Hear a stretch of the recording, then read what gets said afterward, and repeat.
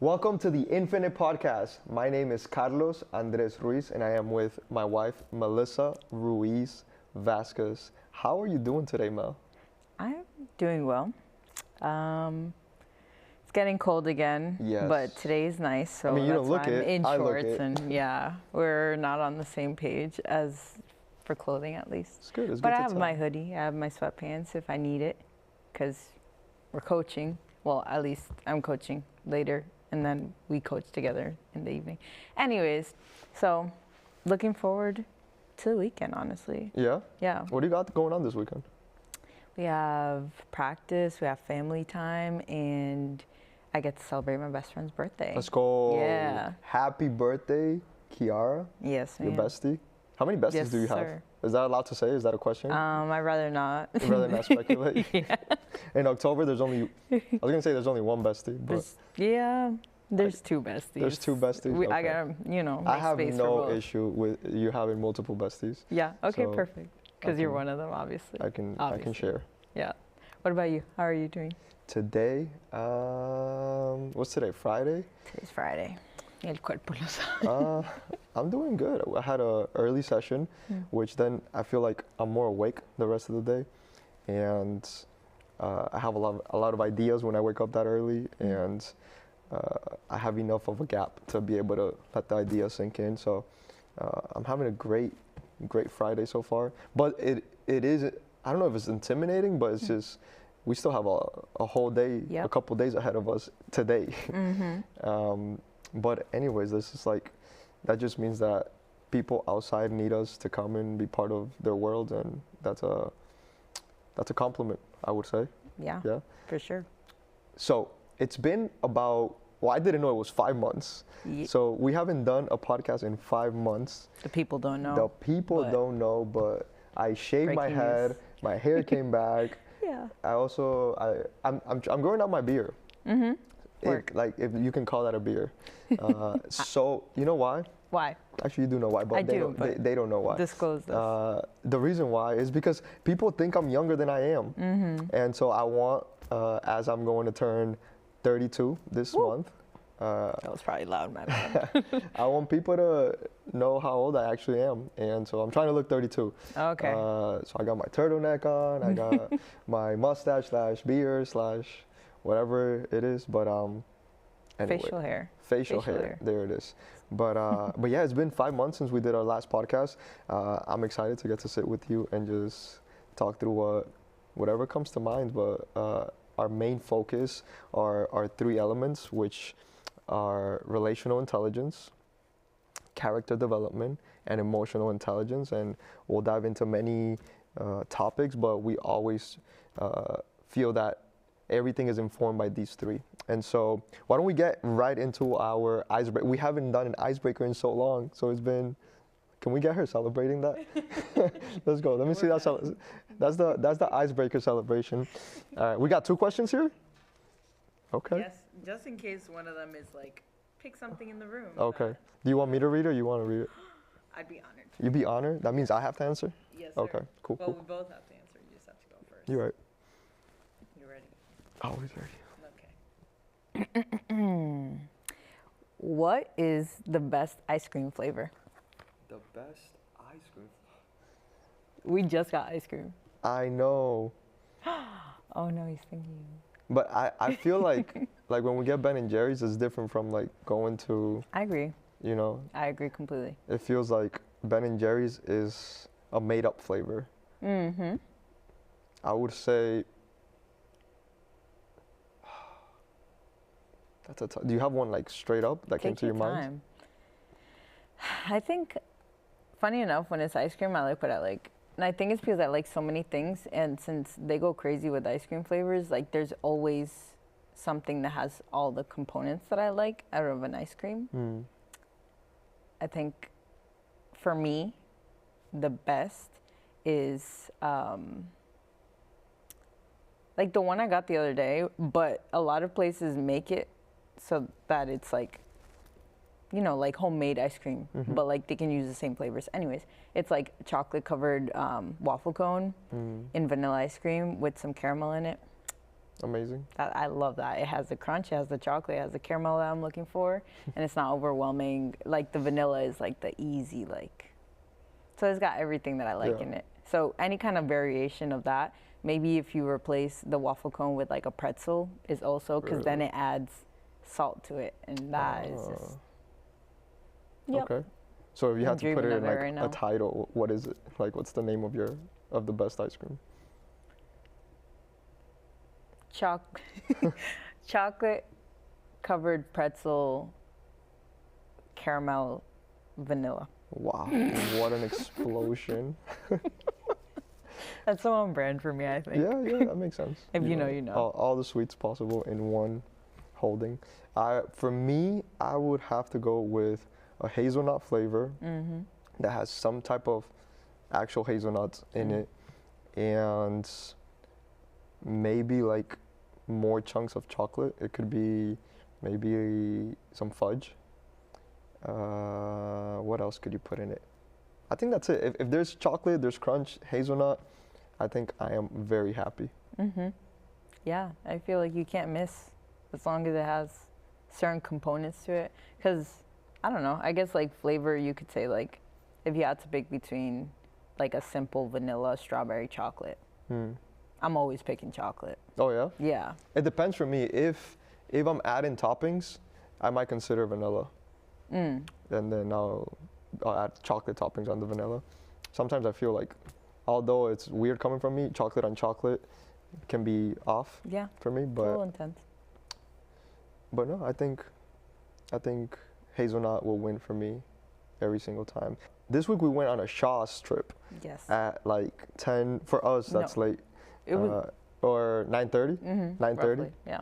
9:30 p.m. and it's because I was just craving some type of dessert, and I feel that I crave these moments of just pleasure with food when maybe I'm drained or I've had a lot of work or I am fatigued emotionally or mentally. And so we went to Shaw's and we got 2 Ben and Jerry's. And so I know that chocolate is one of my go-tos, but maybe less about the actual go-to, but when are moments that you feel like you're fatigued emotionally or mentally? That's a good question. Like when I don't get moments to myself, like maybe I'm doing a lot consistently where it's like maybe, because you know, we're adults, you got to do things that you don't want to do all the time. Like that's life.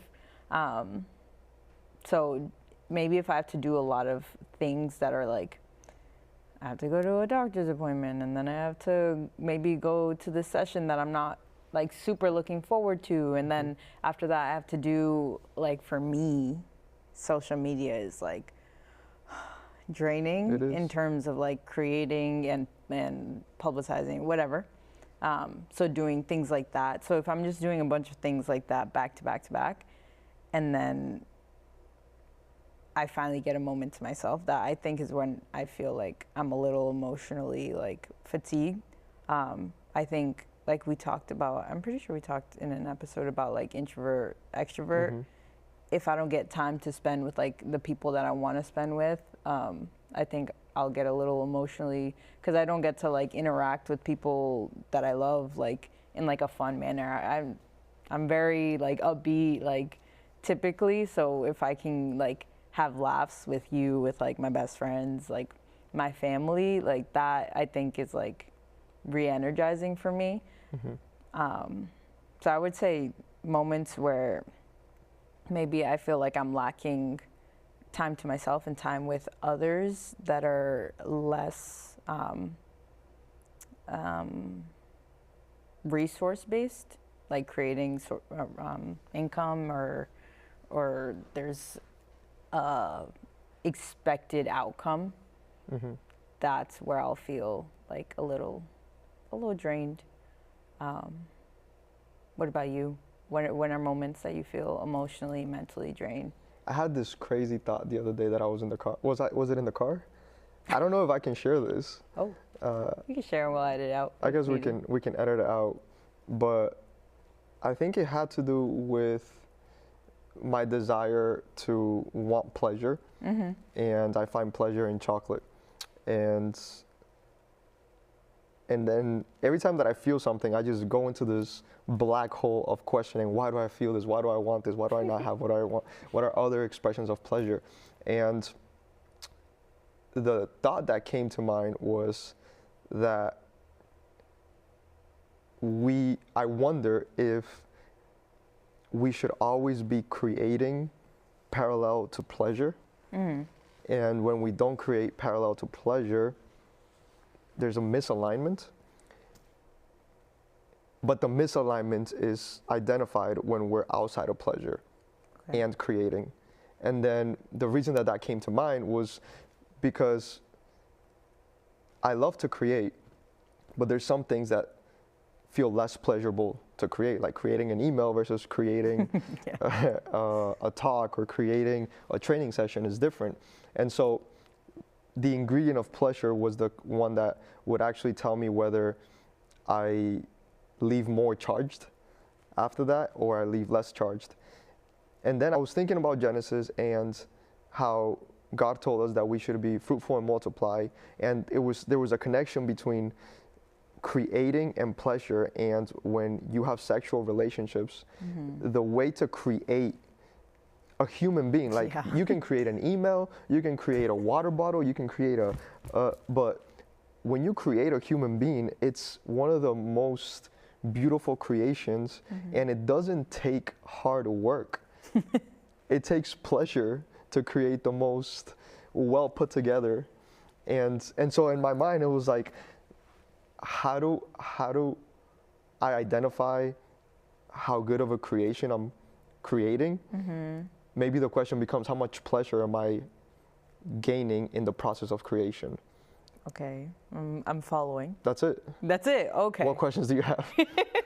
My question is, why does this tie to the question I asked you? What question did you ask me? About when do you feel emotionally, mentally drained? Well, when you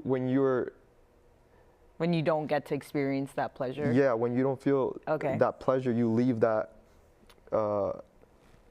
that task or that responsibility or that moment of creations of whatever it is, you feel more drained. And so I think there's a connection between pleasure and if what you're doing is aligned with what you're designed to create.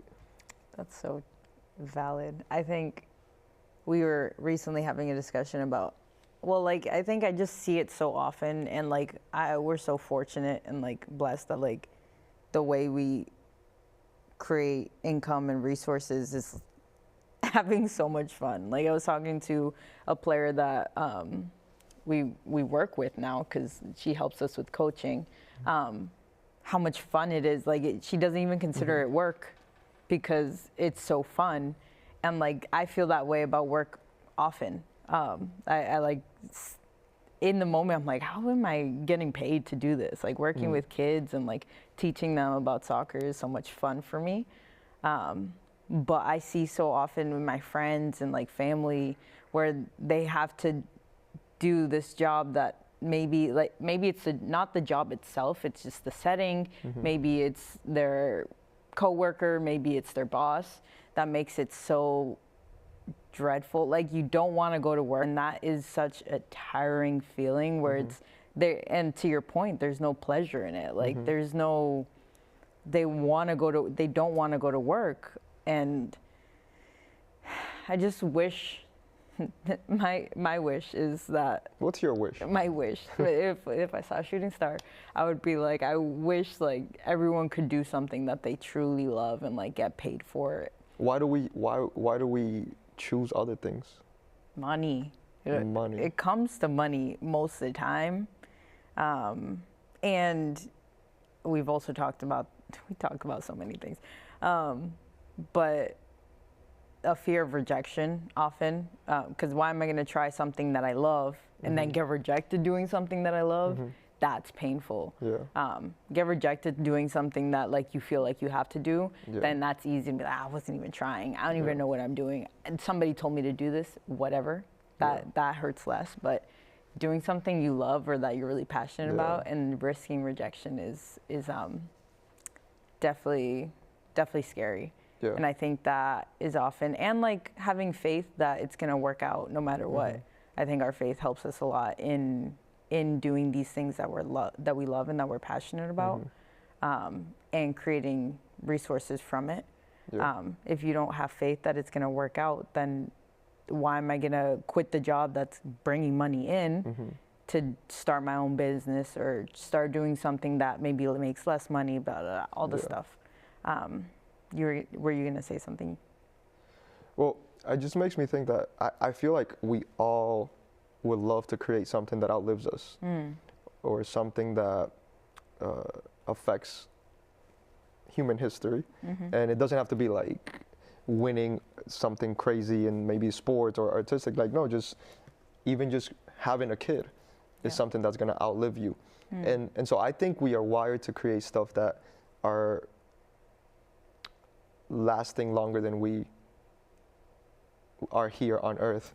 But I think there's a separation between the desire to do something like that and what it takes to make something like that happen. And if we stay, I guess now I'm stuck inside of that origin of creation and two people coming together to create another human, and the other human, if everything plays out well, is supposed to outlive them and carry their legacy, and then that needs to continue. But so we all want to create something lasting, but we don't want to really dive into what it takes to create that. And when two people come together, there's a level of intimacy that puts you at a position where you can get rejected.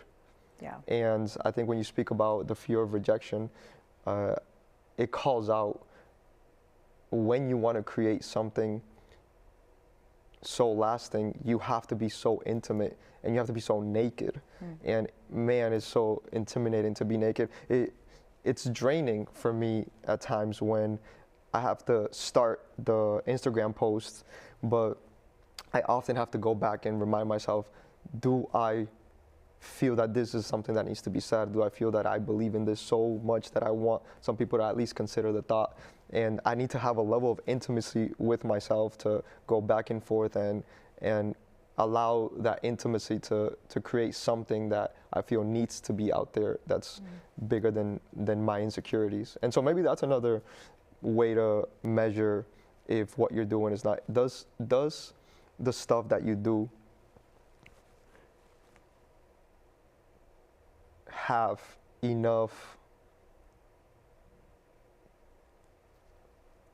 voltage inside of it, or does the stuff that you do have enough meaning that you're willing to risk your fears, your insecurities?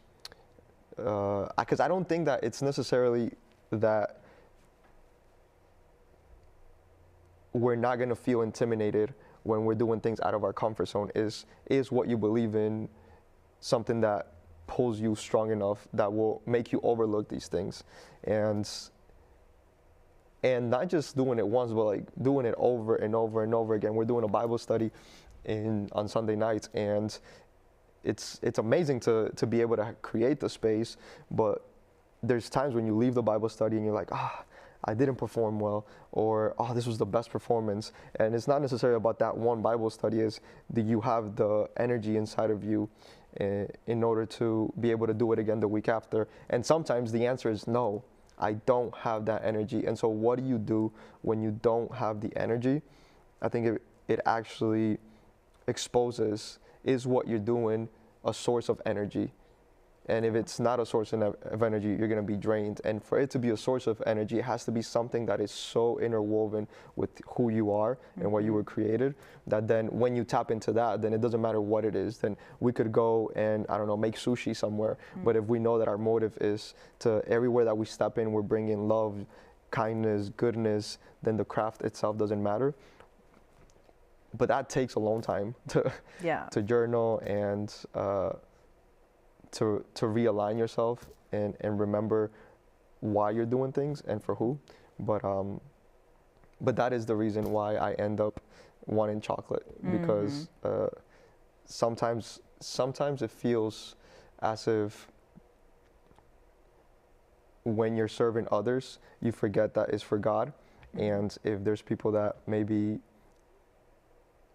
don't have the capacity to be grateful and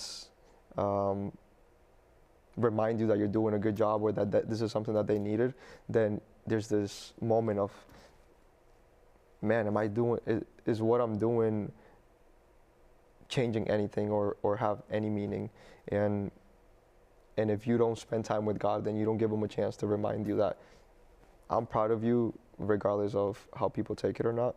And so for me, when I spend time on my own, I think that's when I get re-energized. However, there is a side of when I spend time with God, I think he's the one who also challenges me. And a question that's been in my mind lately is, I think it was because I heard in a talk or in a podcast, I heard that they brought up a verse that God corrects those who he loves, or parents correct their kids because they love them. Yeah. And there was a sense of, if God isn't correcting you, are you doing anything worth existing? And it's a hard question, but not correction in like you suck, you do this, it's like realigning you, like you could maximize your potential if you're doing this.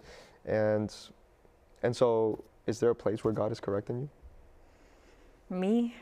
No, I'm perfect. No, I'm kidding.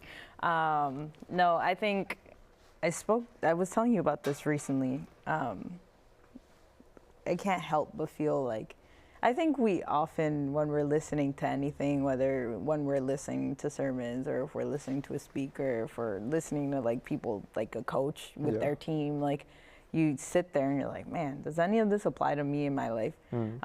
So like listening to some of like a sermon once, I feel that to me it spoke more of like, I should wake up earlier. Because with all the things that we do in a day, it does feel like, man, I do not have time for all the things that I want to do and need to do. So I need to wake up earlier. So I think he's trying to get me to wake up earlier, and often I'm like, no. Very often I'm like, I could sleep another half hour. That turns into an hour, and then I've lost potential for that day. So I think in that area, I guess just being more efficient with my time and not letting I don't want to call it laziness.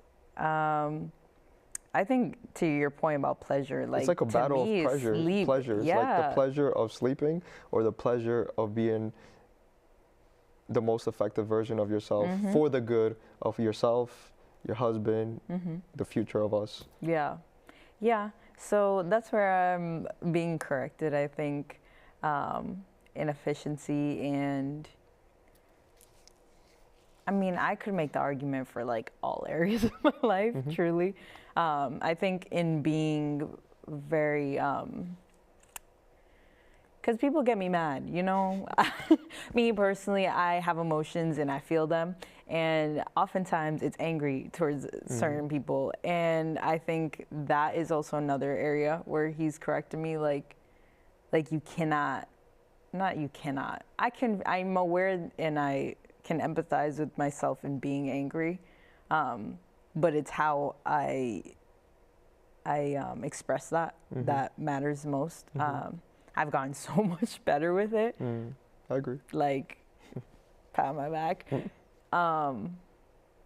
But I think that's an area where maybe he's telling me to be more empathetic, consider all the points of view, and like I try to do that, and the anger keeps kind of like sneaking in. Yeah, encroaching on area that it shouldn't be, but I'm working on it. I think that's where I'm being corrected right now. Yeah. But what about yourself? I think it's admirable to be able to point those things out. I think we're intimidated of correction. Yeah. Because correction doesn't feel good. And I even like It's criticism. I think in society we are encouraging a lack of correction so that people feel safe. Yeah. Or that I don't want to feel judged. And I have experienced in spiritual spaces a lot of people who are excessively judgmental and then people that don't judge at all. Yeah. And both extremes are incredibly unhealthy. But I always end up going back to the Bible, and I'm like, okay, so the Bible says that God is a judge. And so I'm like, damn, that's kind of tough. I don't want to feel judged. And then that made me consider, okay, well, maybe that's a construct that I've been introduced to, that a judge makes you feel negative. And so then I dove into the idea of, okay, what does a judge actually do? And a judge is looking out for justice. And so when a judge points out something that's wrong, he's not calling you out. He's just trying to elevate the justice in a space. And so I wonder if it could help us feel a little bit different about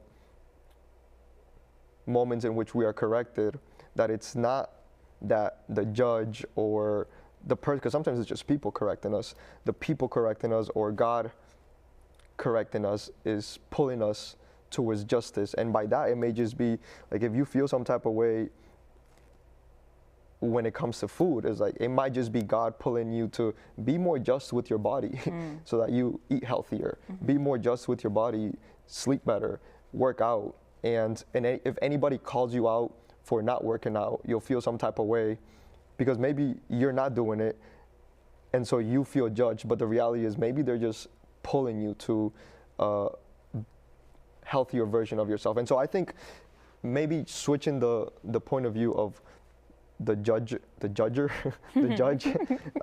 I think will help us, which then proposes that you got to be careful with who you surround yourself with, because you should have a circle which you trust the people that have the permission to judge you. And redefine the word judgment, because I do think that judgment should be good. That's why we have the judicial system, so that things are working at its most fair level, at its most original level of purity. And without that, then we're going to corrupt it. But I guess I say that just so that I think many times it's difficult to take correction. And me, myself, like when God corrects me, oh my goodness, it's the most debilitating thing to experience. To answer your question of where is God correcting? I thought you were trying to skew around that. No. No, he was getting answered. I answer my question. I answer the questions for you. Thanks. Where is God correcting me? I have this. Well, I am a leader in different spaces. It's called coach.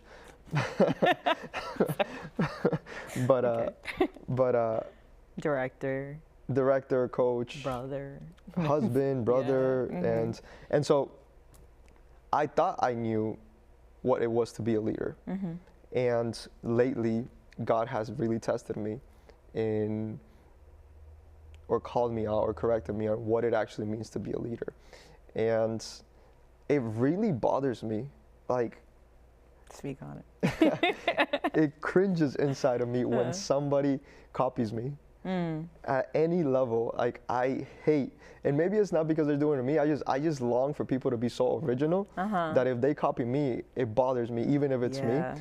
Even the littlest things. The littlest things. So like when we go to eat at a Colombian restaurant, and I order a drink. You actually get so mad. It's so crazy. I want the person to ask me last, because I don't want people to copy my drink, because for some reason, if I say I'm gonna have this juice, the whole table gets the same juice. And I actually remember there was one time when I asked for the juice, and then everybody asked for the juice. And then I was like, how do I show people that this bothers me. And then you said something to me, and I just repeated what you said. And then you said something else, and I copied you again, and I copied you again. And I don't remember that. And then you don't remember? No.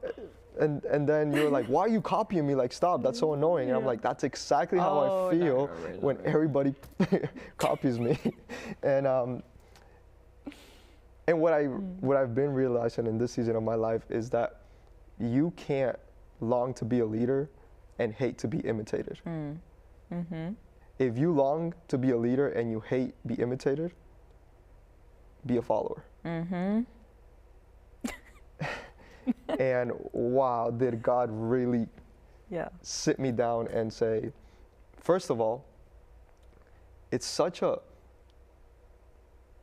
limited mentality that if I create something, let's say God gives me the creativity to do something, and somebody copies it or imitates it, if I feel offended or any type of negative way, I am lacking in my faith in God giving me the creativity to do more stuff. And it's almost like God's creativity on my life is limited because now it bothers me that somebody else did it, because I'm like, well, I don't know if God's going to give me another one that's going to be different. And so it's actually an act of a lack of faith in the unlimited resources or unlimited creativity that God has in my life. And so I wonder how much I limit God every time that I get annoyed when somebody imitates me, as opposed of maybe it's a compass. Maybe it's, oh, they're starting to imitate you. That means you need to start going back to God and seeing what's the next creative thing that He wants you to attempt. Because I don't think that when I create things, I'm not doing it I'm not even doing it to be the best at it. I'm doing it because it needs to be out there, or I feel it inside of me. And then at the end of the day, whoever takes it from there can make it better. But I think innovators are more about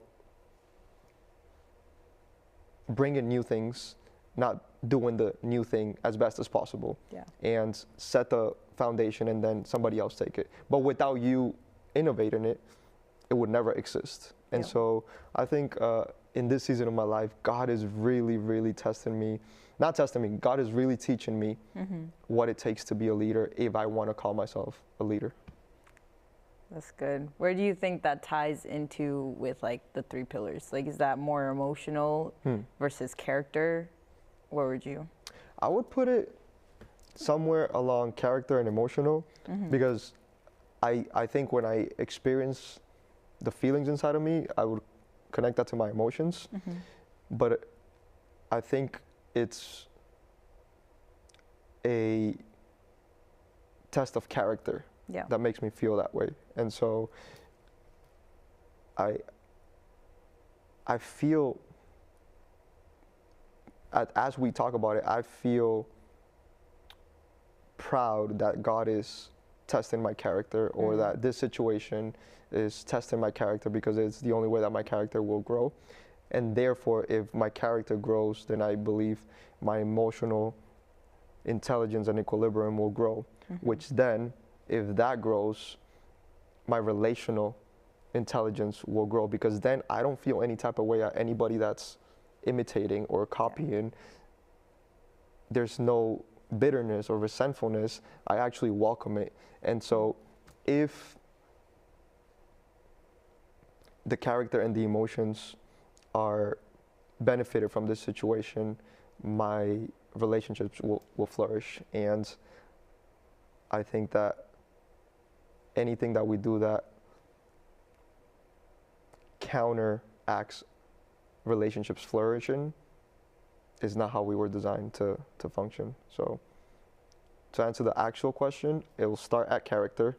It will affect emotions, and therefore make you healthier with your outer relationships. What would you say? And we got to close soon. Yeah, I was going to say. We got to close soon.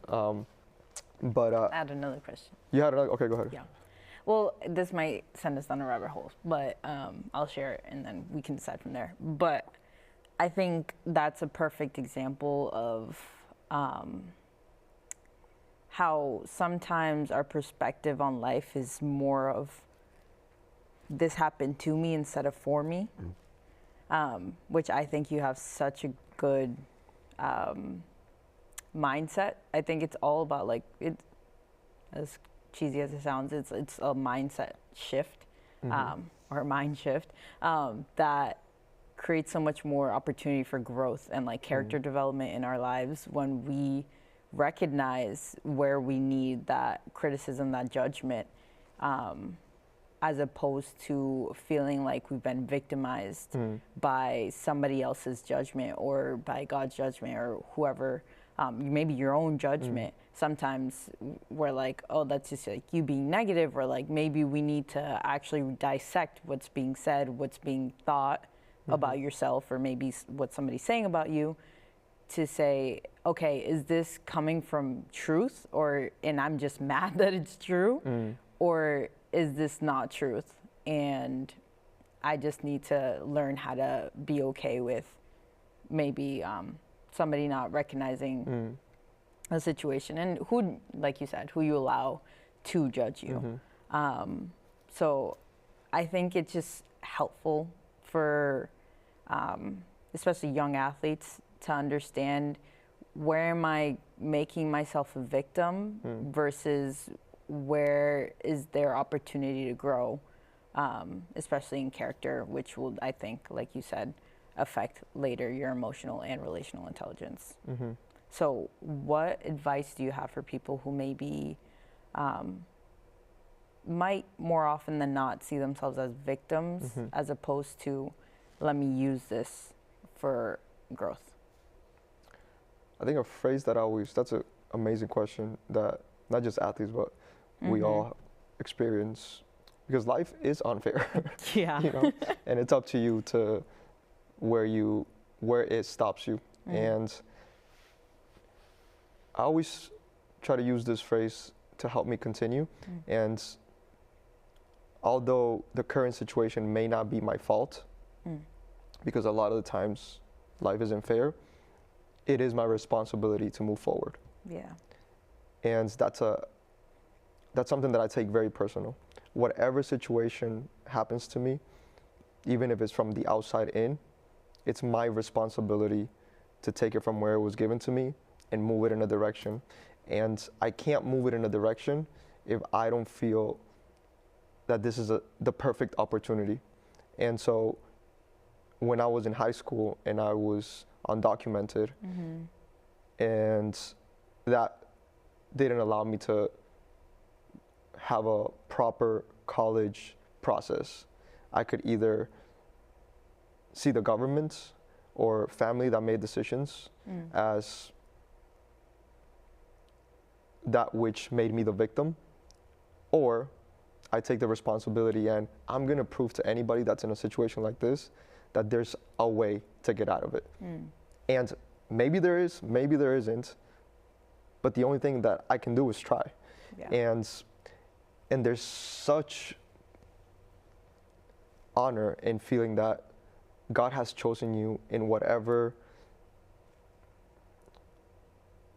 situation or misfortune you have, to be that one person who proves to everybody before and after you that you can change the outcome of a misfortune.